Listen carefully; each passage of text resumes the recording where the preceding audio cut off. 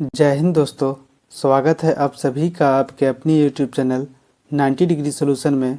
आज मैं आपको 20 क्वेश्चंस का डिस्कशन कराऊंगा जो आपके सभी गवर्नमेंट एग्ज़ाम के लिए यूज़फुल होगा। तो वीडियो को इन तक ज़रूर देखिएगा फ्रेंड्स। आप साथ साथ ऑप्शन भी लगा सकते हैं और आपका जो भी नंबर आएगा आप उसे कमेंट बॉक्स में ज़रूर लिखिएगा। इससे हमें और बाकी सभी स्टूडेंट्स को प्रेरणा मिलेगा। तो चलिए वीडियो को स्टार्ट करते हैं। आज का पहला सवाल है, सत्यार्थ प्रकाश पुस्तक के लेखक हैं। तो सत्यार्थ प्रकाश पुस्तक के लेखक आपका राइट आंसर बी ऑप्शन हो जाएगा, दयानंद सरस्वती। लेकिन इनके बारे में 2-3 पॉइंट समझेंगे। स्वामी दयानंद सरस्वती ने 1875 ईस्वी में बम्बई में आर्य समाज की स्थापना किए थे और इन्होंने हिंदू धर्म में व्याप्त अशुद्धियों को दूर करने के लिए शुद्धि आंदोलन को प्रारंभ किया था। किस आंदोलन को? शुद्धि आंदोलन को प्रारंभ किया था और इन्होंने अपने विचारों को फैलाने के लिए हिंदी में सत्यार्थ प्रकाश पुस्तक की रचना किए थे। तो सत्यार्थ प्रकाश पुस्तक का रचना जो है वो किस भाषा में है? तो हिंदी में है। और इनका रचना किन्होंने किया था? तो दयानंद सरस्वती ने किया था और इनका नारा था, वेदों की ओर लौटो, बैक टू वेदा, और भारत भारतीयों के लिए है। वेदों की ओर लौटो और भारत भारतीयों के लिए है। इनकी अन्य प्रमुख रचना भी याद रखेंगे, कभी कभी एग्जाम में पूछ देता है। पहला है ऋग वेद भाष्य, दूसरा पाखंड खंडन और तीसरा है अद्वैत मत खंडन। पहला कौन सा है? ऋग वेद भाष्य, पाखंड खंडन दूसरा, और तीसरा है अद्वैत मत खंडन। तो आई होप आप इसे समझ गए होंगे। आपका राइट आंसर क्या हो जाएगा? बी ऑप्शन आपका राइट आंसर हो जाएगा। नेक्स्ट क्वेश्चन है,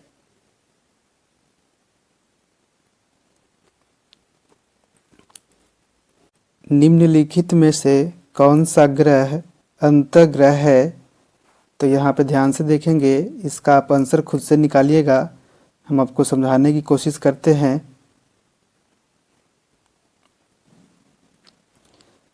ये आपका हो गया सूर्य, ये हो गया मरकरी, ये हो गया वीनस, अर्थ, ये हो गया आपका मार्स, और ये है जुपिटर, सैटर्न, यूरेनस, और ये है आपका नेपच्यून। अब यहाँ पे देखिए, ये 8 ग्रहों के जो बीच में है इसे आप एस्टेरॉयड बेल्ट कहा जाता है। इसे क्या कहा जाता है? एस्टेरॉयड बेल्ट, या इसे ही क्षुद्र ग्रह के नाम से जाना जाता है, जो ये सभी 8 ग्रहों को 2 भागों में विभाजित करता है। तो ये सूरज का जो सबसे नज़दीक का जो ग्रह है वो क्या है? मरकरी है, जो ये सबसे छोटा ग्रह है। ठीक है। उसके बाद हो गया वीनस, ये हो गया आपका अर्थ, और ये हो गया आपका मार्स मंगल, जुपिटर, सैटर्न, यूरेनस, और ये आपका नेपच्यून है। ठीक है। अब देखिए, इसे क्या कहते हैं? इसे एस्टेरॉयड बेल्ट या इसे ही क्षुद्र ग्रह कहा जाता है, जो सभी 8 ग्रहों को 2 भागों में विभाजित करता है।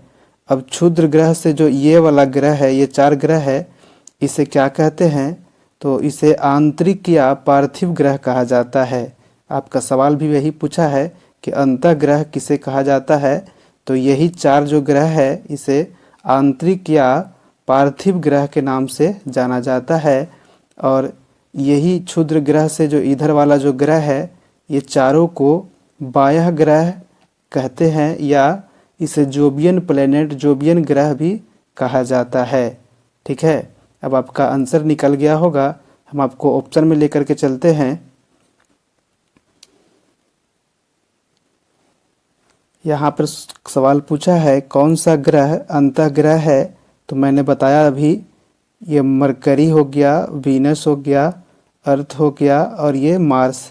यही जो है आपका अंतःग्रह, आंतरिक ग्रह या पार्थिव ग्रह के कैटेगरी में आता है। तो ये ऑप्शन में हमारा कौन सा मिल रहा है? वीनस, आपका शुक्र जो है वो आपका राइट आंसर हो जाएगा।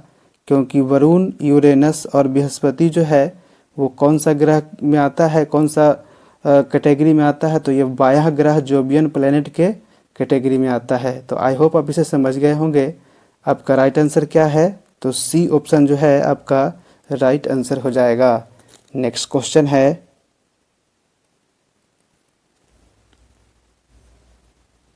द्वितीय विश्व युद्ध के युद्ध में अपराधियों पर कहाँ मुकदमा चला था, तो यह यूएसए के न्यूरेमबर्ग में चला था। यूएसए के न्यूरेमबर्ग में चला था। आपका राइट आंसर ए ऑप्शन हो जाएगा। नेक्स्ट क्वेश्चन है,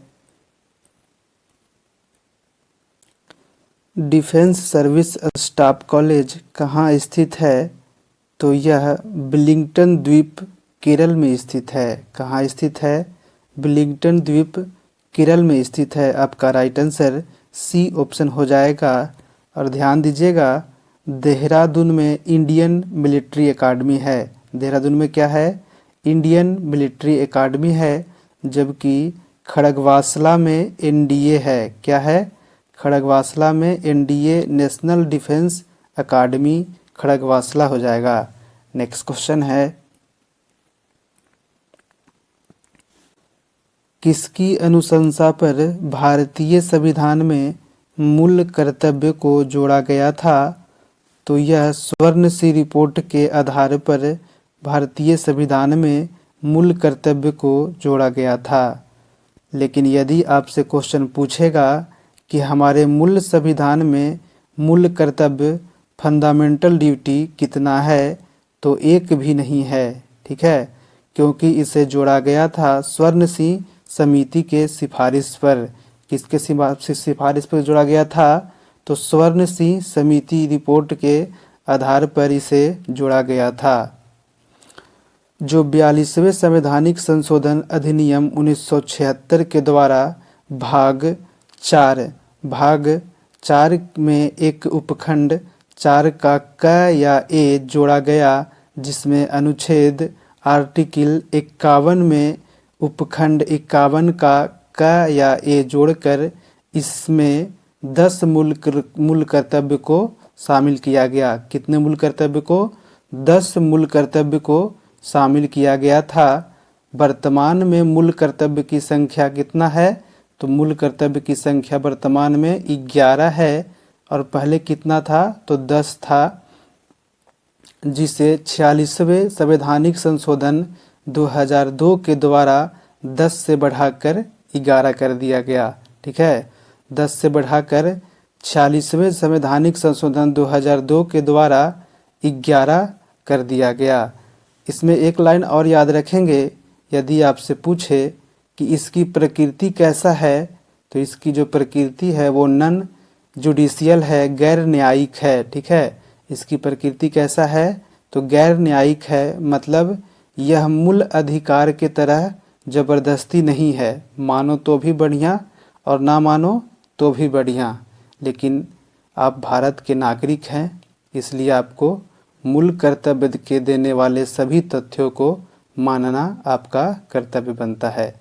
तो आपका राइट आंसर क्या हो जाएगा, आपका राइट आंसर बी ऑप्शन हो जाएगा। स्वर्ण सिंह रिपोर्ट के आधार पर भारतीय संविधान में मूल कर्तव्य को जोड़ा गया था। नेक्स्ट क्वेश्चन है,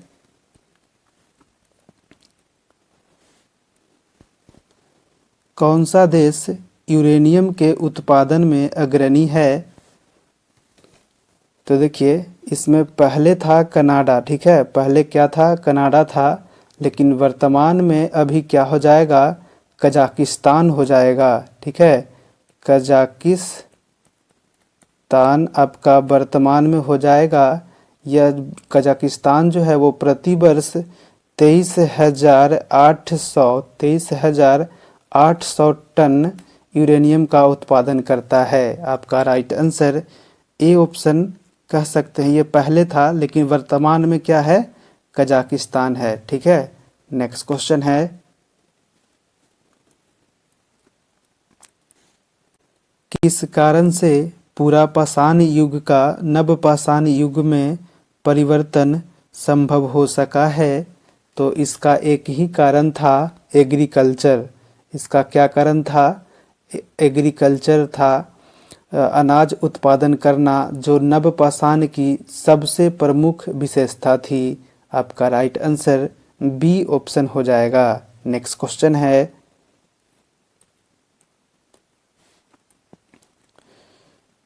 पूर्ण सूर्य ग्रहण के समय कौन सा भाग दिखाई देता है? पूर्ण सूर्य ग्रहण के समय कौन सा भाग दिखाई देता है? तो इसे आप ध्यान से समझेंगे, यह हमेशा एग्जाम में आते रहता है। सूर्य का दिखाई पड़ने वाला भाग, हम यहाँ पे सूर्य ग्रहण की बात नहीं कर रहे हैं, ठीक है, ये 3 स्टेप में ख़त्म होगा। सूर्य का दिखाई पड़ने वाला भाग फोटोस्फीयर प्रकाश मंडल है। फोटोस्फीयर प्रकाश मंडल है, जबकि केंद्रीय भाग जो है सूर्य का दिखाई देने वाला, वो क्रोमोस्फीयर वर्णमंडल है। ठीक है, सूर्य का दिखाई देने वाला भाग फोटोस्फीयर प्रकाश मंडल हो गया, लेकिन केंद्रीय भाग क्रोमोस्फीयर वर्णमंडल है। जबकि पूर्ण सूर्य ग्रहण, अब आपका सवाल आ गया, पूर्ण सूर्य ग्रहण के समय दिखाई पड़ने वाला भाग, सूर्य का भाग, उसे किरीट या कोरोना या परिमंडल या सूर्य का मुकुट या डायमंड रिंग या हीरक वलय कहा जाता है। तो आपका राइट आंसर क्या हो जाएगा? पूर्ण सूर्य ग्रहण के समय दिखाई देने वाला भाग कोरोना या परिमंडल या सूर्य का मुकुट या किरीट या इसे ही डायमंड रिंग हीरक वलय कहा जाता है। तो आपका राइट आंसर क्या है? बी ऑप्शन आपका राइट आंसर हो जाएगा। नेक्स्ट क्वेश्चन है, कलकत्ता और आगरा के बीच टेलीग्राफ लाइन की शुरुआत कब हुई? तो कलकत्ता और आगरा के बीच 1853 ईस्वी में, इसे लॉर्ड डलहौजी के काल में 1853 ईस्वी में कलकत्ता और आगरा के बीच टेलीग्राफ लाइन का शुरुआत किया गया था। और लॉर्ड डलहौजी के काल में ही 16 अप्रैल 1853 ईस्वी में ही भारत में पहली बार रेल सेवा मुंबई से थाने के बीच चलाया गया था। इसमें जो आपका आंसर है वो आपका बी ऑप्शन आपका राइट आंसर हो जाएगा। नेक्स्ट क्वेश्चन है,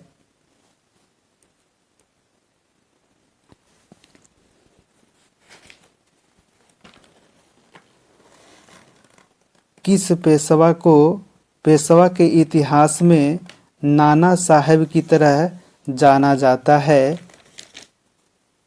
तो बालाजी बाजीराव को। ठीक है, इसका राइट आंसर क्या होगा? बालाजी बाजीराव। लेकिन कैसे, इसे ध्यान से समझेंगे। देखिए, मराठा साम्राज्य के संस्थापक शिवाजी, मराठा साम्राज्य के संस्थापक कौन थे? शिवाजी। लेकिन मराठा साम्राज्य के द्वितीय संस्थापक बालाजी बाजीराव थे।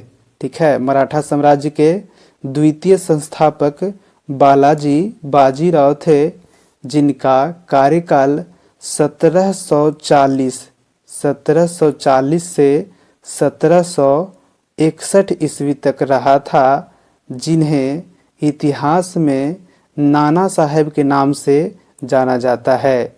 जिन्हें इतिहास में नाना साहेब के नाम से जाना जाता है। यहाँ पर ध्यान देंगे, ये वो नाना साहेब नहीं हैं जो 1857 के विद्रोह में जाने जाते हैं। तो ये 1857 वाले विद्रोह वाले नाना साहेब नहीं हैं, क्योंकि इनका जो कार्यकाल था बालाजी बाजीराव का, वो 1740 से 1761 के बीच रहा था। और ये जो नाना साहेब जिनके बारे में बता रहे हैं, वो 1857 के विद्रोह वाले नाना साहेब वो अलग हो जाएंगे। तो इसमें जो आपका राइट आंसर है वो बी ऑप्शन हो जाएगा। नेक्स्ट क्वेश्चन है,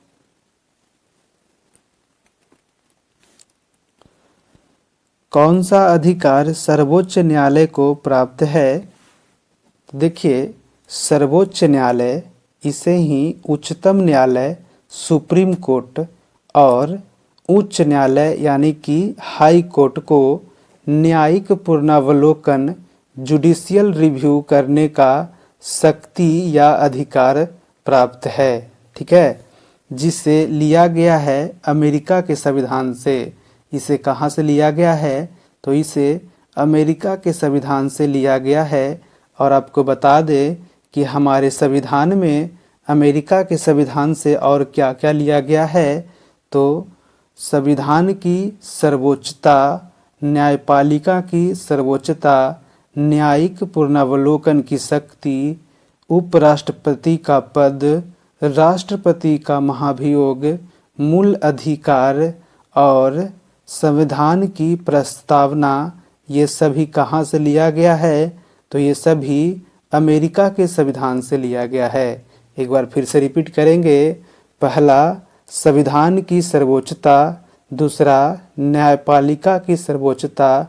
तीसरा, न्यायिक पुनरावलोकन की शक्ति। चौथा, उपराष्ट्रपति का पद। पांचवा, राष्ट्रपति का महाभियोग। छठा, मूल अधिकार। और सातवां जो है वो आपका संविधान की प्रस्तावना जो है वो अमेरिका के संविधान से लिया गया है। तो इसमें जो आपका राइट आंसर है वो बी ऑप्शन हो जाएगा। निम्नलिखित में से कौन सा कथन सही तरीके से भारतीय संविधान की चौथी अनुसूची का वर्णन करता है? सवाल पूछ रहा है, निम्नलिखित में से कौन सा कथन सही तरीके से भारतीय संविधान की चौथी अनुसूची का वर्णन करता है? तो ध्यान देंगे, चौथी अनुसूची में राज्यसभा के सीटों का आवंटन है जो राजकीय जनसंख्या के आधार पर किया जाता है। क्या है? चौथी अनुसूची में राज्यसभा के सीटों का आवंटन है जो राजकीय जनसंख्या के आधार पर किया जाता है। इसमें जो आपका आंसर है वो राज्य के परिषद में सीटों का बंटवारा इसके द्वारा होता है। तो इसलिए आपका राइट आंसर डी ऑप्शन हो जाएगा। नेक्स्ट क्वेश्चन है,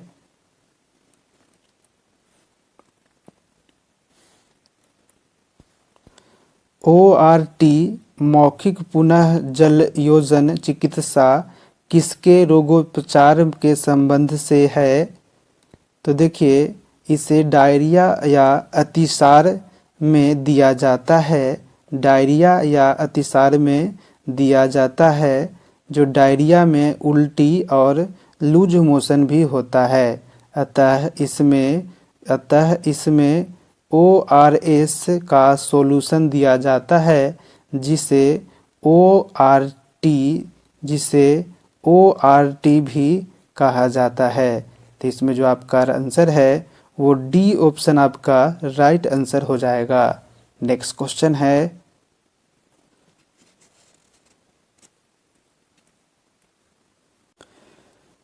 भारतीय प्रमुख बंदरगाहों में से कौन सा प्राकृतिक बंदरगाह नहीं है? भारतीय प्रमुख बंदरगाहों में से कौन प्राकृतिक बंदरगाह नहीं है? तो इसे आपको ध्यान से समझना होगा। जब भी बंदरगाह का जिक्र होगा तो आपको समझना होगा कि निश्चित रूप से समुद्र तटवर्तीय क्षेत्र का बात किया जा रहा है। तो आपको बता दें कि भारत में कुल 13 बड़ा बंदरगाह है जो 6100 किलोमीटर मुख्य भाग का समुद्र तटीय सीमा है। 6100 किलोमीटर मुख्य भाग का समुद्र तटीय सीमा है, जबकि द्वीप सहित अंडमान निकोबार और लक्षद्वीप को अगर जोड़ दिया जाए तो ये हो जाएगा 7516.3 6 किलोमीटर यानी कि लगभग 7516 किलोमीटर ये हो जाएगा। अब आप ध्यान देंगे भारत के पूर्वी क्षेत्र में जो ये आपका भारत का नक्शा है, तो यहाँ पे भारत के पूर्वी क्षेत्र में आपका 6 बड़ा बंदरगाह हो जाएगा और यहाँ पे पश्चिमी क्षेत्र में आपका 6 बड़ा बंदरगाह हो जाएगा और अंडमान निकोबार की राजधानी पोर्ट ब्लेयर में एक बड़ा बंदरगाह है, तो टोटल 13 बड़ा बंदरगाह है। ठीक है, तो इसमें जो आपका आंसर है वो देखिए क्या है। पारादीप आपका जो है वो आंसर राइट आंसर हो जाएगा। ठीक है, पारादीप आपका राइट आंसर हो जाएगा क्योंकि मुंबई, कोचीन और मार्मगोवा प्राकृतिक बंदरगाह है, लेकिन पारादीप जो है वो लैगून निर्मित बंदरगाह है। पारादीप क्या है? लैगून निर्मित बंदरगाह है। आपका सवाल पूछा है कि भारतीय प्रमुख बंदरगाहों में से कौन प्राकृतिक बंदरगाह नहीं है, तो पारादीप आपका प्राकृतिक बंदरगाह नहीं है क्योंकि पारादीप एक लैगून निर्मित बंदरगाह है। तो आपका राइट आंसर डी ऑप्शन हो जाएगा। नेक्स्ट क्वेश्चन है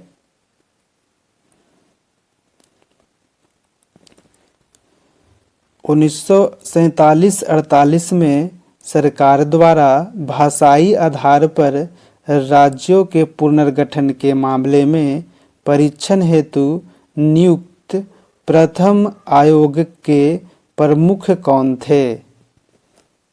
तो एस.के. धर। ठीक है, इसमें आपका आंसर क्या होगा? एस.के. धर।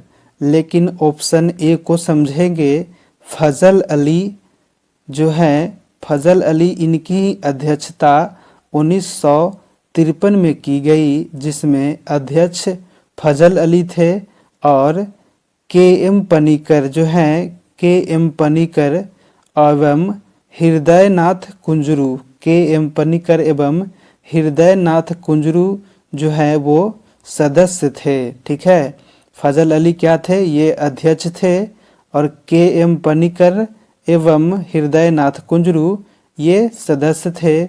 और इसी फजल अली की अध्यक्षता वाले समिति ने जो सिफारिश किया, उसके आधार पर हमारे संविधान में 7वीं संवैधानिक संशोधन 1956 पारित किया गया, जिसके द्वारा भाषाई आधार पर राज्यों के पुनर्गठन को वैध करार दिया गया और 1953 में ही स्थापित आंध्र प्रदेश को संवैधानिक राज्य का दर्जा दे दिया गया।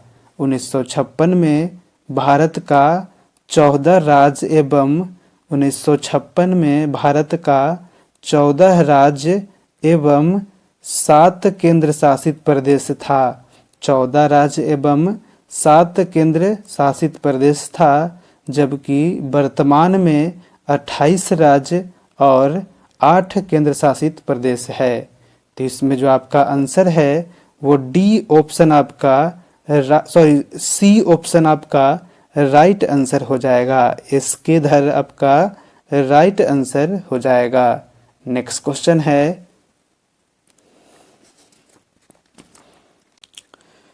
निम्नलिखित वायसराय को उनके शासनकाल के दौरान घटित हुए घटनाओं के साथ मेल कीजिए। तो ये सवाल कह रहा है कि सूची 1 को सूची 2 से मिलान कीजिए। तो इसमें सभी ऑप्शन को एक एक करके देखना होगा। यहाँ पे देखिए, ए में है वेवेल के काल में शिमला समझौता, यहाँ पे समझौता नहीं होगा, शिमला समझौता को काट करके आप क्या कर लेंगे, यहाँ पे आप सम्मेलन कर लीजिएगा। ठीक है, आपको सम्मेलन कर लेना है। तो बेबिल के काल में शिमला सम्मेलन हुआ था, जो 25 जून 1945 में हुआ था। कब हुआ था शिमला सम्मेलन?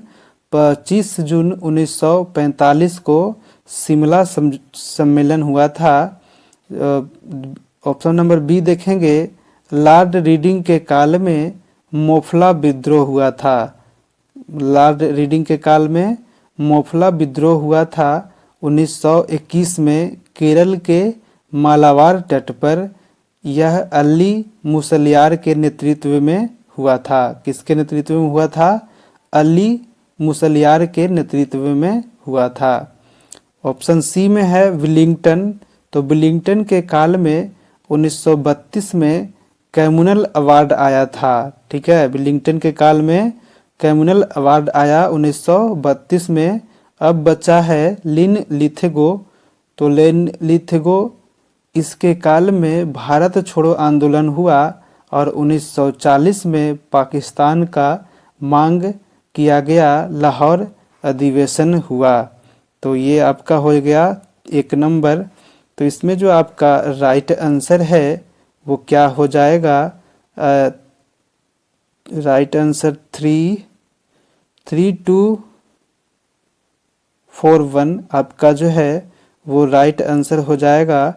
यानी कि ए ऑप्शन 3241 आपका ए ऑप्शन जो है वो सही उत्तर हो जाएगा। नेक्स्ट क्वेश्चन है,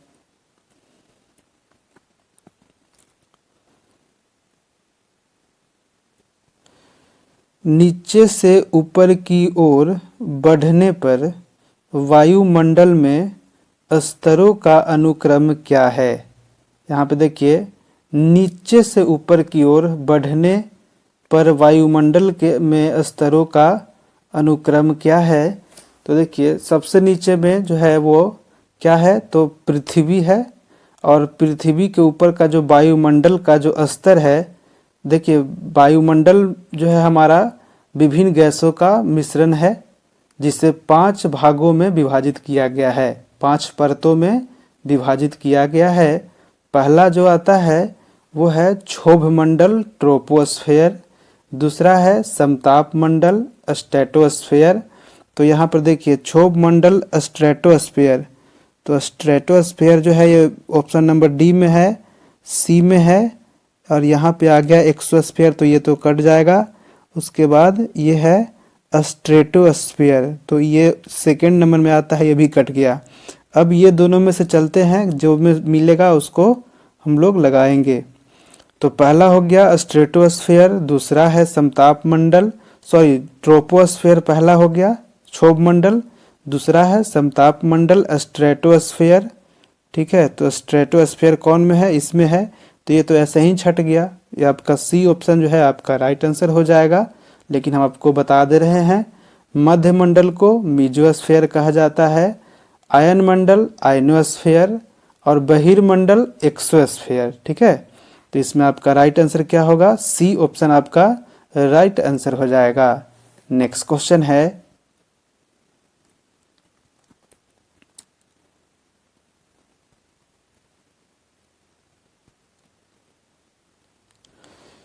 सूची 1 और सूची 2 का मिलान करें और सूचियों के नीचे दिए गए कोड का प्रयोग कर सही उत्तर का चुनाव करें। तो देखिए, केंद्रीय औषधि एवं सुगंधित पौधा संस्थान जो है वो लखनऊ हो जाएगा।